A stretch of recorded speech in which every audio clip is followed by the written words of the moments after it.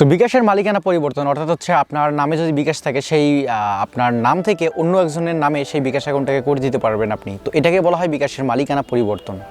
তো এই বিকাশের মালিকানা পরিবর্তন কীভাবে করতে হয় এবং বিভিন্ন সময় আমাদের প্রয়োজন পড়ে বিকাশের মালিকানা পরিবর্তন করার জন্য সেই প্রসেসটা আমি আজকের এই ভিডিওতে দেখাবো। So hello viewers, welcome to BD tips pro. BD tips প্রোর পক্ষ থেকে সকলকে ওয়েলকাম জানাচ্ছি। আমি স্বপন রায়, আশা করি সকলে ভালো আছেন। সো ভিডিওটা শুরু করার আগে একটা ছোট্ট রিকোয়েস্ট, আপনি যদি এখন পর্যন্ত বিডি টিপস প্রো চ্যানেলটিকে সাবস্ক্রাইব না করে থাকেন তাহলে চ্যানেলটিকে সাবস্ক্রাইব করে নিন এবং পাশে বেল আইকনটি এনেবল করে দিন যাতে আমার আপলোড করা প্রত্যেকটা ভিডিও আপনি নোটিফিকেশন আগে পেয়েছেন। So let's get started to main part of this video.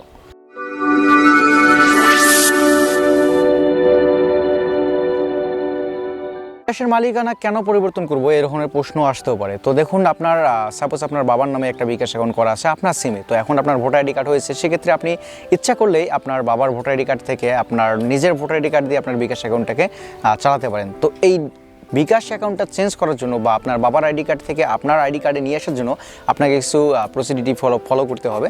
তো যেগুলো ফলো না করলে আপনি কিন্তু চেঞ্জ করতে পারবেন না।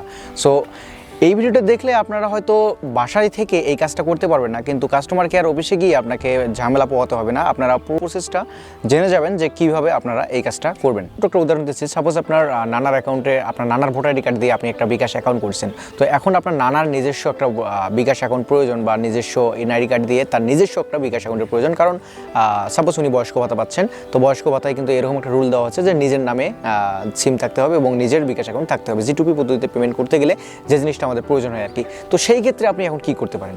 তো এই ক্ষেত্রে আপনার সিম থেকে আপনি আপনার সিমটা আপনার নানার নামেও করে দিতে পারেন এবং আপনার নানার যে বিকাশ অ্যাকাউন্ট ডিলিট করতে পারেন, আপনার নাম্বারে আছে। তো সেই বিকাশ অ্যাকাউন্টটাকে ডিলিট করে দিয়েও আপনি কিন্তু নতুন করে বিকাশ অ্যাকাউন্ট ক্রিয়েট করতে পারেন। তো আমরা সেই দিকে যাবো না, বিকাশ অ্যাকাউন্ট ডিলিট করা নিয়ে আমার একটা ভিডিও দেওয়া আছে, ডিসক্রিপশন বক্সে লিঙ্ক দেওয়া থাকবে, আপনি চাইলে সেটা দেখে নিতে পারেন।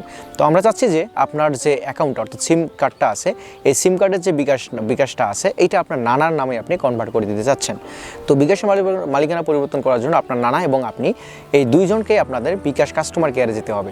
তো বিকাশের কাস্টমার কেয়ারে যাওয়ার পর আপনার নানার এক কপি ছবি, দেন তার ভোটার আইডি কার্ডের ফটোকপি, আপনার এক কপি ছবি এবং আপনার ভোটার আইডি কার্ডের ফটোকপি, এই জিনিসগুলো অফিসে গিয়ে সাবমিট করতে হবে। তো অনেকে আমরা আছে যারা এই প্রয়োজনীয় ডকুমেন্টসগুলো নিয়ে যাই না বিকাশ কাস্টমার কেয়ারে। তো যার কারণে আমাদের মনে করেন একদিনে কাজগুলো হয় না, হয়তো ঘুরে আসতে হয় বা সেখানে ঘন্টার পর ঘন্টা ওয়েট করতে হয়। তো আজকে আপনার এই প্রসিডিউরটা জানার পরে আপনার যদি আপনার ভোটার আইডি কার্ড এবং দুইজন ব্যক্তি যদি আপনারা বিকাশ কাস্টমার কেয়ারে যান তাহলে কিন্তু খুব স্বল্প সময় এবং সাথে সাথে আপনার কাজটা হয়ে যাবে। তো এইভাবে মূলত আপনার বিকাশ অ্যাকাউন্টের যে মালিকানাটা আছে এটাকে পরিবর্তন করতে হবে। তো এই ভিডিওটা তৈরি করার মূল উদ্দেশ্য হচ্ছে যে সাপোজ আমার বাড়ির অভিভাবকের নামে আমার বিকাশ অ্যাকাউন্টটা করতে আছে, আমি আমার নামে বিকাশ অ্যাকাউন্টটা করতে চাচ্ছি।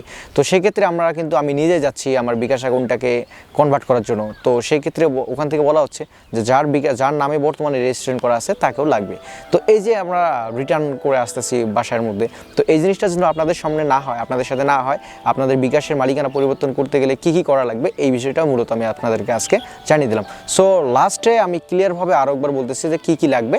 প্রথমত সেই সিম কার্ডটা আপনি নিয়ে যাবেন, আর এনআইডি কার্ড দিয়ে বর্তমান বিকাশ অ্যাকাউন্ট করা আছে তাকে, এবং যার নামে আপনি বিকাশ অ্যাকাউন্ট করতে যাচ্ছেন তাকে, এবং এই দুই ব্যক্তির ভোটার আইডি কার্ড এক কপি করে ছবি। সো এতটুকুই নিয়ে যদি আপনি বিকাশ কাস্টমার কেয়ারে যান, কাস্টমার কেয়ার অফিসে যান, তাহলে কিন্তু আপনার কাজটা কমপ্লিট হয়ে যাচ্ছে। So viewers, no more today. আশা করি আপনারা বিষয়টা বুঝতে পারছেন। যদি কোথাও অসুবিধা হয় অবশ্যই কমেন্ট বক্সে কমেন্ট করে জানিয়ে দেবেন। ভিডিওটা ভালো লাগে একটা লাইক করবেন, আপনার ফ্রেন্ডের সঙ্গে শেয়ার করবেন, অ্যান্ড বিডি টিপস প্রো চ্যানেলটিকে সাবস্ক্রাইব করবেন। No more today. সকাল ভালো থাকবেন, টাটা।